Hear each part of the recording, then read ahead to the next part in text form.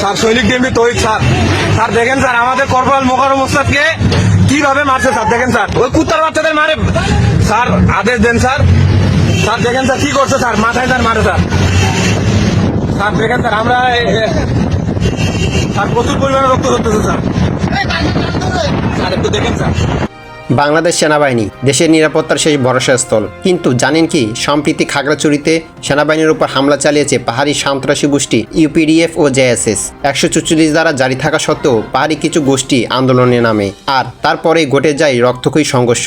খাগড়াছড়িতে পরিস্থিতি উত্তপ্ত হয়ে ওঠে যখন প্রশাসন 144 দ্বারা জারি করে সভা সমাবেশ নিষিদ্ধ করে, কিন্তু পাহাড়ি কিছু গোষ্ঠী সেই ধারা ভঙ্গ করে রাস্তায় নেমে আসে। সেনাবাহিনী তাদের শান্ত করার চেষ্টা করলে ঠিক তখনই শুরু হয় সহিংসতা। হঠাৎ পাহাড়ি সন্ত্রাসীরা ধারালো অস্ত্র নিয়ে সেনাদের উপর ঝাঁপিয়ে পড়ে। টান টান উত্তেজনায় মুহূর্তে রণক্ষেত্রে পরিণত হয় এলাকা। বিশেষজ্ঞরা বলছেন পার্বত্য অঞ্চলে এখনও শান্তি পুরোপুরি প্রতিষ্ঠিত হয়নি। শান্তি চুক্তি স্বাক্ষরের এত বছর পরেও অস্ত্রধারী গোষ্ঠীর কার্যকলাপ থামেনি। এমনকি স্থানীয় সাধারণ মানুষও এই সহিংসতার সবচেয়ে বেশি ক্ষতিগ্রস্ত হচ্ছে। এখন প্রশ্ন হলো, এই সহিংসতার শেষ কোথায়? পাহাড়ের শান্তি ফিরিয়ে আনতে সেনাবাহিনী ও সরকারের আর কি কি পদক্ষেপ নেওয়া প্রয়োজন?